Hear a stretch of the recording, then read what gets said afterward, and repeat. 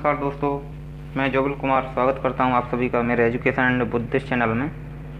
आज हम बात करेंगे बालक के विकास की अवस्थाओं के बारे में। बालक के विकास की कितनी अवस्थाएं होती हैं और ये कितने वर्ष से कितने वर्ष तक होती हैं, और इन अवस्थाओं को और अन्य नामों से जाना जाता है। इन सब के बारे में हम बात करेंगे, कौन कौन सी अवस्थाएं हैं और किस किस नाम से जानी जाती हैं। ठीक है दोस्तों, तो एक बार रिक्वेस्ट करता हूं मैं आप सभी से, वीडियो को लाइक ज़रूर कर दें और चैनल को सब्सक्राइब कर लें, और सब्सक्राइब करने के बाद बेल आइकन को दबा देंगे।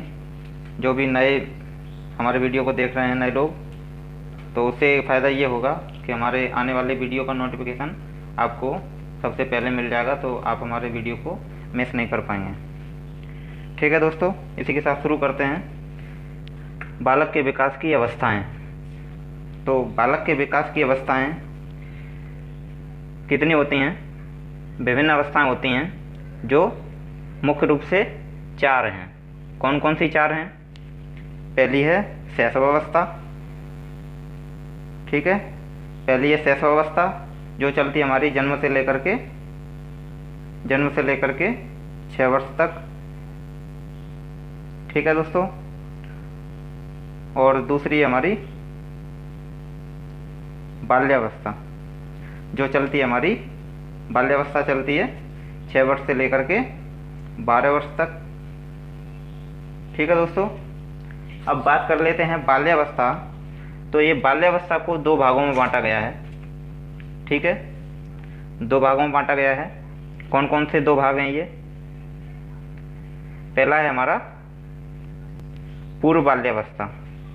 कौन सी है? पहली है पूर्व बाल्यावस्था। ठीक है, समझ गए होंगे पूर्व बाल्यावस्था। अब इसकी आयु होती है हमारी 6 वर्ष से लेकर के 9 वर्ष तक। कितनी होती है? पूर्व बाल्यावस्था होती है 6 वर्ष से लेकर के 9 वर्ष तक। और बाल्यावस्था की दूसरी अवस्था होती है हमारी, कौन सी? उत्तर बाल्यावस्था। ये होती है उत्तर बाल्यावस्था।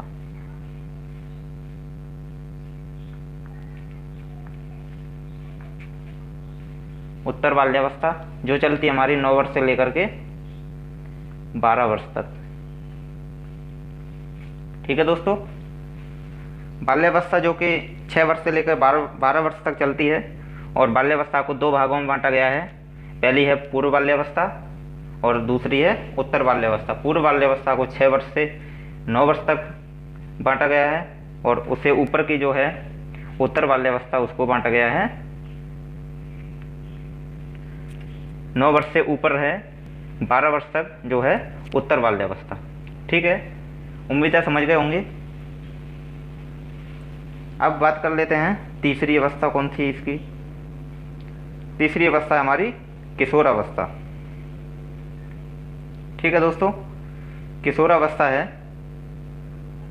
अब ये किशोरावस्था चलती है हमारी 12 वर्ष से लेकर के 18 वर्ष तक। ठीक है दोस्तों, ये तो सभी जानते होंगे लगभग, फिर भी बता दिया है और अच्छे से समझ लेंगे।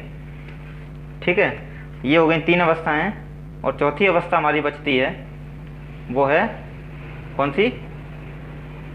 कौन सी है? किशोरावस्था के बाद आती है हमारी प्रौढ़ावस्था। प्रौढ़ावस्था जो चलती है हमारी 18 वर्ष से लेकर के मृत्यु तक। ठीक है, जो चलती है हमारी 18 वर्ष से मृत्यु तक, यानी किशोरावस्था से ऊपर की जो भी आयु है बचती है, वो पूरी हमारी कहलाती है प्रौढ़ावस्था। ठीक है ना। तो ये थी 4 मुख्य अवस्थाएं, और जिनमें से बाल्यावस्था को 2 भागों में बांटा गया है। बाकी मुख्य रूप से तो यही है 4। ठीक है, अब बात कर लेते हैं इन अवस्थाओं को अन्य किन किन नामों से जाना जाता है। तो वो 4 अवस्थाएं थीं, चारों को किन किन नामों से जाना जाता है वो बात करेंगे। ठीक है, जिनमें से पहली थी शैशव अवस्था, जो चलती है हमारी जन्म से लेकर के और कितने तक, 0 से लेकर के 6 वर्ष तक शैशवावस्था चलती है। ठीक है दोस्तों, चलिए अब इसको किन अन्य नामों से जानते हैं वो बात कर लेते हैं। तो पहली हमारी खिलौनों की आयु। ठीक है, कई बार पूछ लिया जाता है इनके अन्य नामों से, तो याद रखेंगे। खिलौनों की आयु के नाम से जानी जाती है। दूसरी हमारी भावी जीवन की आधारशिला। ये आधारशिला इसलिए मानते हैं क्योंकि कहा जाता है कि बाल्यावस्था में जो भी बनना होता है वही बन जाता है बालक। ठीक है ना, तो इसलिए इसको भावी जीवन की आधारशिला मानते हैं, यानी कि इसी पर पूरा जीवन की नींव बन जाती है, आधार बन जाता है कि बालक बड़े होकर के क्या बन सकता है, उसकी संभावनाएं दिखने लगती हैं। ठीक है ना, तो ये हो जाएगी भावी जीवन की आधारशिला। अगला है जीवन का सबसे महत्वपूर्ण काल। इसलिए इसको जीवन का सबसे महत्वपूर्ण काल भी कहा जाता है शैशवावस्था को। ठीक है, और इससे अगला नाम है जो है अनुकरण द्वारा सीखने की अवस्था। तो यह अवस्था वह है जिसमें बालक किसी अन्य को देख करके क्रिया करने लगता है, सीखने लगता है, तो इसलिए इसको अनुकरण द्वारा सीखने की अवस्था कहा गया है। ठीक है, और अगली है इसकी सीखने का आदर्श काल। इसको सीखने का आदर्श काल भी कहा जाता है। बच्चा शैशव काल में, शैशवावस्था में जो कुछ भी देखता है उसको भली भांति सीख लेता है। उसमें ये मतलब अच्छी एक्टिविटी होती है, सक्रिय एक्टिविटी जो होती है उसके द्वारा वो सीख लेता है, जल्दी सीख लेता है, इसलिए इसको आदर्श काल भी माना जाता है। तो सीखने का आदर्श काल भी कहा जाता है इसको, शैशवावस्था को। ठीक है, अगला है अतार्किक चिंतन की अवस्था। अतार्किक मतलब वह किसी भी बात की पुष्टि नहीं कर पाता है, यानी कि उसमें तर्क शक्ति की कमी रहती है शैशवावस्था में। ठीक है ना, 6 वर्ष तक का बालक यानी कि 6 वर्ष से ऊपर का होता है तो उसमें तार्किकता आने लगती है, और 6 वर्ष से कम रहता है तो उसमें अतार्किकता चिंतन की अवस्था कहा जाता है, क्योंकि उसमें तार्किक क्षमता नहीं रहती है। ठीक है ना, समझ गए होंगे ये तो। ठीक है, चलिए अच्छी बात है। अगला है बाल्यावस्था। अब बाल्यावस्था को जो हमने बताई थी कितने से कितने वर्ष तक चलती है, 6 वर्ष से 12 वर्ष तक चलती है ये, और ये 2 भागों में बांटी गई है। कौन सी, पूर्व बाल्यावस्था और उत्तर बाल्यावस्था। जिसमें पूर्व बाल्यावस्था चलती है हमारी कितनी, 6 वर्ष से 9 वर्ष तक, और उत्तर बाल्यावस्था जो चलती है 9 वर्ष से 12 वर्ष तक। ठीक है, अब इसे किन अन्य नामों से जाना जाता है वो पढ़ लेते हैं। पहला है अनोखा काल। तो बाल्यावस्था को अनोखा काल भी कहा जाता है, अनोखा काल। ठीक है, और अनोखा काल क्यों कहा जाता है, क्योंकि बचपन में कहीं भी खेल रहे हैं, कोई परवाह नहीं है, निश्चिंत होकर खेल रहे हैं, कोई टाइम का वैल्यू नहीं है, ना ही कोई चिंता है, बस खाया पिया खेलने निकल गए, इसलिए इसको अनोखा काल कहा जाता है। ठीक है ना, अगला है टोली दल समूह की आयु। अब बाल्यावस्था को टोली दल समूह की आयु भी कहा जाता है। क्यों कहा जाता है, इसमें बच्चे टोली बना करके कहीं भी खेलने लगते हैं। समूह में देखा होगा छोटे छोटे बच्चे ज़्यादातर समूह में खेलते हुए दिखाई देते हैं, अकेले बहुत कम दिखाई देते हैं खेलते हुए। ठीक है ना, इसलिए इसको टोली दल या समूह की आयु कहा जाता है। अगला है मिथ्या परिपक्वता काल। तो मिथ्या परिपक्वता यानी कि यह इसमें समझदारी कम होती है, जो भी मन में आता है वो बच्चे करने लगते हैं, जो भी अच्छा लगने लगता है वही क्रियाएं प्रतिक्रियाएं देने लगते हैं, इसलिए इसको मिथ्या परिपक्वता कहा है, यानी कि झूठी समझदारी का काल। ठीक है ना दोस्तों, मिथ्या क्या होती है, झूठ, परिपक्वता क्या होती है, समझदारी, तो यानी कि झूठी समझदारी का अवस्था, मिथ्या परिपक्वता काल। ठीक है ना, समझ गए होंगे। अगला है स्थूल संक्रियात्मक अवस्था। स्थूल यानी कि इसे स्थूल संक्रियात्मक अवस्था भी कहा जाता है। ठीक है, और प्रतिद्वंदात्मक सामाजिकरण का काल। प्रतिद्वंदात्मक यानी कि इसमें किसी प्रकार की किसी से कोई तुलना होती है, यानी प्रतिद्वंदता का काल कहा जाता है इसको, क्योंकि इसमें बालक देखता है किसी दूसरे के पास कोई भी चीज़ देखने लगता है, कोई भी खिलौना देखता है तो उसको बोलता है कि ये खिलौना मैं भी लूँगा, या फिर बोलता है इससे अच्छा मेरा खिलौना है। ठीक है ना, भले ही उसके पास ना हो फिर भी बोलता है। तो ये क्या है, प्रतिद्वंदतात्मक समाजीकरण का काल इसे इसलिए कहा जाता है। ठीक है ना। अगला है इसका अवस्थाओं की आयु, इसे कहा जाता है अवस्थाओं की आयु।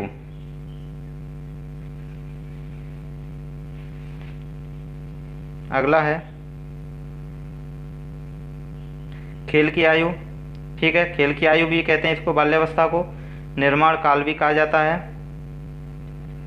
और मूर्त चिंतन की अवस्था मोस्ट इम्पोर्टेंट है, समझ लेंगे। मूर्त चिंतन की अवस्था, मूर्त चिंतन क्या होता है कि इसमें क्या है, इसमें कल्पना करने की क्षमता नहीं होती है। जिस चीज़ के बारे में हम कल्पना नहीं कर रहे हैं, यानी कि समझ लेंगे जो भी चीज़ हमें दिखाई दे रही हैं हम उनके बारे में समझ रहे हैं, सीख रहे हैं या सोच रहे हैं, तो वो क्या होता है, मूर्त चिंतन। यानी कि हमारे सामने कोई भी चीज़ दिखाई दे रही है, हम उसके बारे में विचार कर रहे हैं, तो वो हो गया मूर्त चिंतन। और अमूर्त चिंतन इसके साथ ही होता है, अमूर्त चिंतन दूसरा। तो अमूर्त चिंतन में ये होता है हम कोई भी चीज़ की कल्पना कर रहे हैं जो हमारे सामने नहीं है, जो दूर है हमसे, हमारी आंखों के सामने नहीं है, और उसके बारे में विचार कर रहे हैं, तो वो होती है हमारी अमूर्त चिंतन। ठीक है ना, तो ये हो गया। और अगली है इसकी वैचारिक क्रियावस्था। वैचारिक क्रियावस्था यानी कि इसमें अनेक विचार आने लगते हैं, कई तरह के विचार आने लगते हैं बाल्यावस्था में, तो इसलिए इसे वैचारिक क्रियावस्था भी कहा गया है। ठीक है दोस्तों, अगली अवस्था है किशोरावस्था। किशोरावस्था किशोरावस्था चलती है हमारी 12 वर्ष से 18 वर्ष, 12 से 18। ठीक है, अब किशोरावस्था को किन अन्य नामों से जाना जाता है, तो पहली है हमारी अमूर्त चिंतन की अवस्था, यानी कि इसमें कल्पना शक्ति की क्षमता आने लगती है, यानी कि हम किसी भी चीज़ के बारे में कल्पना करना सीख जाते हैं। ठीक है, तो जिस चीज़ की हम कल्पना कर रहे हैं तो वो क्या है, अमूर्त चिंतन है, यानी कि हमारी आँखों से दूर कोई भी चीज़ है, कोई भी वस्तु है और उसके बारे में हम विचार कर रहे हैं, उसकी कल्पना कर रहे हैं, तो वो हमारा अमूर्त चिंतन है, बताया था। ठीक है, तो ये हो गया अमूर्त चिंतन की अवस्था कहा जाता है इसको। दूसरा है जीवन का स्वर्ण काल। तो किशोरा अवस्था को जीवन का स्वर्ण काल भी कहा जाता है, यह सबसे अच्छा काल होता है किशोरावस्था। ठीक है, अगला है दल भक्ति की अवस्था। इसमें क्या है, इसमें बालक ज़्यादातर समूह टीम बना करके रहते हैं, तो उसको क्या कहते हैं, दल भक्ति की अवस्था। समूह को ज़्यादा पसंद करने लगते हैं, समूह में रहना। ठीक है ना। अगला है age of beauty. Age of beauty भी इसका नाम है, अन्य नाम और है हमारी प्रबल दबाव, तनाव, तूफान एवं संघर्ष का काल। यानी कि इसको प्रबल दबाव का काल भी कहा जाता है, जिसमें किशोरावस्था में बालक प्रबल दबाव महसूस करता है, कभी तनाव महसूस करता है। इसको तूफान का काल भी कहा जाता है और इसको संघर्ष का काल भी कहा जाता है। ठीक है, कितने नाम हो गए, लेकिन ये लिख दिया है एक ही लाइन में। ठीक है ना दोस्तों, और ये कहा था किसने, स्टैनली हॉल ने कहा था। क्या कहा था, प्रबल दबाव, तनाव, तूफान एवं संघर्ष का काल किसे कहा जाता है, तो ये प्रश्न भी तैयार हो गया, किसे कहा जाता है, किशोरावस्था को। और यह किसने कहा था, तो ये कहा था स्टैनली हॉल ने।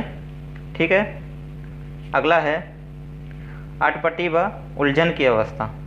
यानी कि अटपटी अवस्था होती है जो एकदम अलग रहती है सभी अवस्थाओं से, और उलझन की अवस्था होती है, इसमें तनाव ज़्यादा रहता है, दबाव रहता है, सामाजिक दबाव और कई तरह के, मान लीजिए दिमाग पे दबाव रहता है किशोरावस्था में, तो इसलिए इसको अटपटी व उलझन की अवस्था कहा गया है।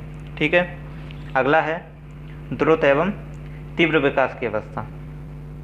द्रुत एवं तीव्र विकास की अवस्था, तो इसलिए कहा गया इसको किशोरावस्था में तीव्र विकास होता है। ठीक है ना, शारीरिक विकास और कौन सा, सामाजिक विकास।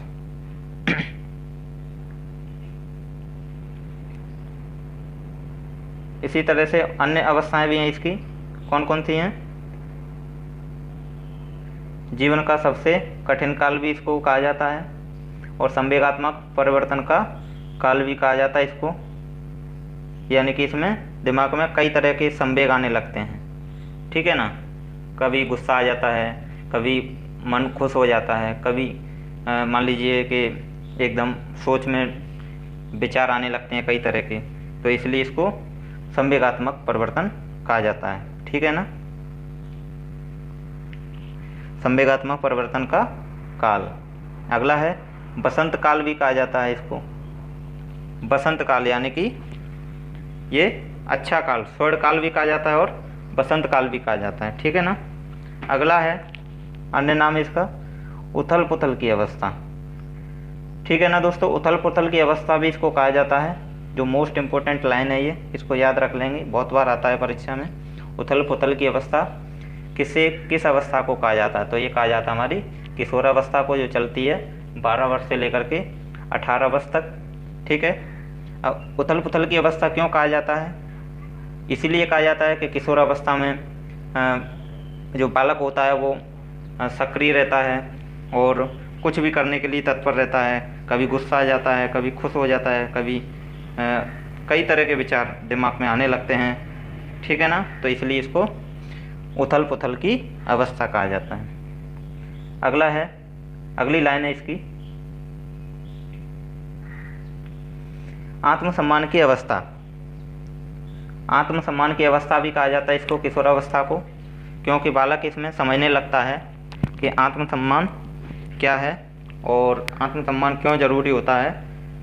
सभी चीज़ें समझने लगता है, सामाजिक विचार आने लगते हैं। ठीक है, पारिवारिक विचार आने लगते हैं, सामाजिक विचार आने लगते हैं। तो इसलिए ये आत्मसम्मान को भली बात समझ लेता है, इसलिए इसको आत्मसम्मान की अवस्था कहा जाता है। अगला है अस्थिरता का काल, इसीलिए इसको तूफान की अवस्था भी कहा गया है, तनाव का काल भी कहा गया है। ठीक है ना, उलझन की अवस्था कहा गया है। मतलब वो स्थिरता नहीं है उसके दिमाग में, जो सोच विचार है वो स्थिर नहीं रहते हैं, बदलते रहते हैं, इसलिए इसको अस्थिरता का काल कहा गया। ठीक है दोस्तों, आशा करता हूँ कि ये तीनों अवस्थाएं समझ गए होंगे। और इससे ऊपर आती है हमारी कौन सी, चौथी अवस्था है प्रौढ़ावस्था।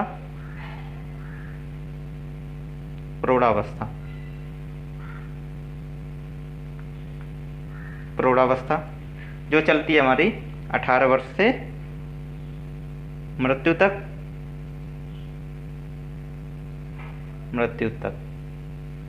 ठीक है दोस्तों, प्रौढ़ावस्था चलती है हमारी 18 वर्ष से मृत्यु तक। इस अवस्था में किशोरावस्था धीरे धीरे प्रौढ़ता या परिपक्वता की ओर बढ़ता है। इस अवस्था में व्यक्ति बाहरी दुनिया में प्रवेश करके अपने दायित्वों के प्रति जागरूक हो जाता है। यानी कि किशोरावस्था के बाद धीरे धीरे बालक प्रौढ़ता को या परिपक्वता को ग्रहण करने लगता है। परिपक्वता मतलब समझदारी, यानी कि वो अपने दायित्वों को समझने लगता है और अपने कर्तव्य को समझने लगता है। ठीक है ना, तो इसलिए उसको क्या होता है, वो बाहरी दुनिया में प्रवेश करके अपने दायित्वों के प्रति जागरूक होके और अपने कर्तव्य का पालन करता है, अपनी जिम्मेदारियों को भली बात निभाता है। तो समझ गए होंगे आप सभी। ठीक है, इसी बात पर वीडियो को लाइक ज़रूर कर दें। ठीक है दोस्तों, और बताएं कि आपको ये तरीका समझ में आया कि नहीं आया, कमेंट करके ज़रूर बताएं।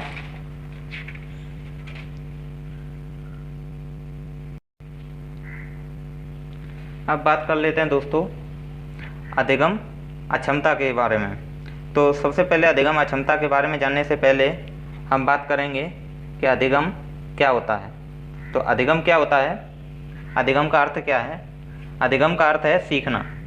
अनुभव के आधार पर व्यवहार में होने वाला परिवर्तन ही अधिगम कहलाता है। ठीक है, व्यवहार में होने वाला परिवर्तन ही अधिगम कहलाता है। ठीक है, या फिर हम कह सकते हैं व्यवहार के अर्जन में उन्नति की प्रक्रिया को अधिगम कहते हैं। ठीक है, अनेक वैज्ञानिकों ने इसकी अलग अलग परिभाषाएं दी हैं। ठीक है ना, तो मोस्टली समझ लेंगे कि अनुभव के आधार पर व्यवहार में होने वाला परिवर्तन ही अधिगम कहलाता है। ठीक है, तो अधिगम की अक्षमता हम पढ़ रहे हैं। अधिगम की अक्षमता क्या होती है, यानी कि जो भी अक्षमता होती है वो क्या है, कौन सी अक्षमता होती है। तो पहली है हमारी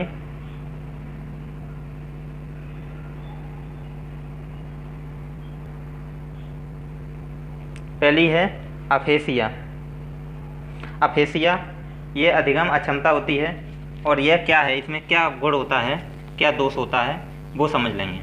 तो इस प्रकार की अक्षमता में बालक के अंतर्गत भाषा श्रवण दोष होता है, यानी कि वह भाषा को भलीभांति सुन नहीं पाता है या फिर समझ नहीं पाता है। अर्थात कक्षा में पढ़ने वाले बालक शिक्षक की बात को हूबहू ग्रहण न करते हुए दूसरे रूप में श्रवण करता है। यानी कि कक्षा में जब भी बालक पढ़ता है, शिक्षक उसको कुछ बोल रहा है और वो उस बात को समझ नहीं पाता, वो सुन नहीं पाता है और कुछ दूसरा शब्द या दूसरी बात को समझ लेता है, यानी दूसरी चीज़ को समझ लेता है। ठीक है, दूसरे रूप में श्रवण करते हैं। तो विशेषकर मातृभाषा से हटकर, यानी कि उसकी जो मातृभाषा होती है उससे हटकर दूसरी भाषा का अध्ययन करते हैं, उस समय ऐसा होता है। यानी तो क्या है, अर्थात कक्षा में पढ़ने वाले बालक शिक्षक की बात को हूबहू ग्रहण न करते हुए दूसरे रूप में श्रवण करते हैं। ठीक है, कारण इसका क्या है, कारण है या तो उसमें श्रवण दोष होता है, यानी कि सुनने की अक्षमता रहती है, सही से सुन नहीं सकता है, या फिर उच्चारण दोष, यानी कि दूसरी भाषा को अगर वो बोल रहा है, ठीक है, बोल रहा है या सुन रहा है, तो वह उसका उच्चारण नहीं समझ पाता है, उच्चारण क्या है। ठीक है, अगला है शिक्षक द्वारा क्लिष्ट भाषा का प्रयोग, यानी कि शिक्षक किसी अन्य भाषा को पढ़ा रहा है तो वह उसको ठीक से भली बात सुन नहीं सकता है। ठीक है ना, तो ये हो गया हमारा अफेसिया। भली बात न सुनने की अक्षमता को क्या कहेंगे, अफेसिया, सीधी सी बात है। अगली अक्षमता है डिसलेक्सिया, बहुत ही महत्वपूर्ण है और यह लगभग हर शिक्षक भर्ती से रिलेटेड कोई भी परीक्षा होती है उसमें ये अक्सर पूछ लिया जाता है। ठीक है ना, तो इसको याद रखेंगे। डिसलेक्सिया क्या होती है, ये डिसलेक्सिया पढ़ते हैं। इस प्रकार की अक्षमता में शब्दों एवं वाक्यों को हूबहू पढ़ने में कठिनाई का सामना करना पड़ता है, यानी कि कोई भी शब्द या कोई भी वाक्य हम पढ़ रहे हैं, ठीक है, तो पढ़ते समय क्या होता है, पढ़ने में जो कठिनाई होती है, यानी कि हम उसको पढ़ नहीं पा रहे हैं, ठीक से पढ़ने की कोशिश कर रहे हैं लेकिन पढ़ नहीं पा रहे हैं, तो वह क्या होती है, डिसलेक्सिया कहलाती है। ठीक है, तो यह हो गया अधिगम की अक्षमता जिसमें पढ़ने में कठिनाई होती है, तो वो होती है डिसलेक्सिया। ठीक है, चलते हैं इसकी अन्य अक्षमता के बारे में पढ़ लेते हैं। अगली है हाइपरलेक्सिया। ठीक है, हाइपरलेक्सिया में क्या होता है, इसके अंतर्गत बालक शब्दों अथवा वाक्यों को बहुत कम या बिल्कुल भी नहीं समझ पाता है। हाइपरलेक्सिया में क्या होता है, बालक शब्दों को या वाक्यों को बहुत कम या फिर बिल्कुल भी नहीं समझ पाता है, या तो बहुत कम समझता है या बिल्कुल भी नहीं समझ पाता है। बोर्ड पर लिखे हुए अक्षर ऊपर नीचे दिखाई देते हैं उसको। ठीक है ना दोस्तों, अगर कोई भी शब्द या वाक्य बोर्ड पर शिक्षक लिख देता है तो बालक को क्या होता है, अक्षर ऊपर या नीचे दिखाई देने लगते हैं, इसलिए इसको हाइपरलेक्सिया कहा जाता है। उसको सही से शब्द दिखाई नहीं देते हैं, अक्षर ऊपर नीचे दिखाई देते हैं तो भली बात समझ नहीं पाता है। अब इसका कारण क्या होता है, कांच के बोर्ड का प्रयोग, यानी कि जब भी कांच के बोर्ड का प्रयोग होता है तो बालक को सही से दिखाई नहीं देता है, उसको अक्षर ऊपर या नीचे दिखाई देने लगते हैं। ठीक है ना, अगला है निकट एवं दूरदृष्टि दोष। या तो बालक को क्या होता है, निकट एवं दूरदृष्टि दोष होता है, या तो वो निकट दृष्टि दोष क्या होता है, इसमें बालक निकट की वस्तुओं को देख सकता है भली भांति, ठीक है। और दूरदृष्टि दोष क्या होता है, इसमें क्या होता है, बालक दूर की वस्तु को भली भांति देख सकता है लेकिन पास की वस्तु को नहीं देख सकता है। तो ये भी दोष हो सकता है उसमें, ठीक है। अब बात कर लेते हैं अगली अक्षमता, ये है हमारी डिसकैल्कुलिया। मोस्ट इम्पोर्टेंट है ये, समझ लेंगे इसको। डिसकैल्कुलिया क्या होता है, इसमें गणितीय त्रुटि जैसे गुणा भाग जोड़ घटाव आदि में गलती करना, ठीक है। इनमें जानते हुए भी गलती कर देते हैं। जैसे मान लीजिए कोई भी गुणा या भाग कर रहे हैं, ब्लैक बोर्ड पे दे दिया और उसमें गुणा भी नहीं कर पा रहे हैं, ठीक है, भाग भी नहीं कर पा रहे हैं, जोड़ भी नहीं कर पा रहे हैं, घटाना भी नहीं कर पा रहे हैं, यानी कि उसमें कुछ थोड़ा बहुत गलती कर रहे हैं, चिन्हों की गलती कर रहे हैं, या हासिल नहीं ले पा रहे हैं, या फिर मान लीजिए सही से काउंटिंग नहीं कर पा रहे हैं, तो क्या हो जाएगा, गणित से संबंधित कोई भी त्रुटि होती है तो उसे क्या कहेंगे, डिसकैल्कुलिया, ठीक है, समझ गए होंगे। इसका कारण क्या होता है, गणितीय क्षमता का अभाव, यानी कि उसमें गणितीय क्षमता नहीं होती है, तार्किक क्षमता नहीं होती है, उसमें तार्किक क्षमता का अभाव होता है, कमी नहीं कह सकते हैं, अभाव होता है, मतलब पूरी तरह से उसको नहीं आती है, थोड़ा बहुत कमी रहता है, तो अभाव हो गया। अगला है स्नायु तंत्र में गड़बड़ी, या तो उसके स्नायु तंत्र में गड़बड़ी है, ठीक है दोस्तों। अगला है प्रारंभिक शिक्षण गलत तरीके से कराना, यानी कि या तो उसका जो प्रारंभिक शिक्षण है, जो शुरू की शिक्षा प्रणाली है, शिक्षा जो काल है, शिक्षण काल है, वो भली भांति तरीके से नहीं कराया गया है, इसलिए वह क्या होता है, गणितीय त्रुटि करने में सफल हो जाता है, ठीक है ना। तो इसलिए इसका अगला पढ़ते हैं। अगली अक्षमता क्या है, अगली अक्षमता है डिसग्राफिया। इसको भी मोस्ट इम्पोर्टेंट मान लेंगे, मोस्ट इम्पोर्टेंट है ये भी। डिसग्राफिया यह क्या होती है, यह मुख्यतः अक्षर की पहचान से संबंधित है, यानी कि यह किससे संबंधित है, अक्षर की पहचान से संबंधित है। जैसे वा को बा, सा को स, ग्रह को ग्रह, यानी कि छोटे छोटे अक्षरों को समझ ना पाना, वह होती है डिसग्राफिया, ठीक है। छोटे छोटे अक्षरों को ना समझ पाना क्या होती है, यानी कि छोटी छोटी गलती अक्षरों में, तो उसको कहते हैं डिसग्राफिया, ठीक है ना। इसमें अक्षरों की पहचान से संबंधित ये होती है। कारण इसका क्या होता है, इसमें सभी प्रकार की अक्षमताएं होती हैं। कौन कौन सी हो सकती हैं,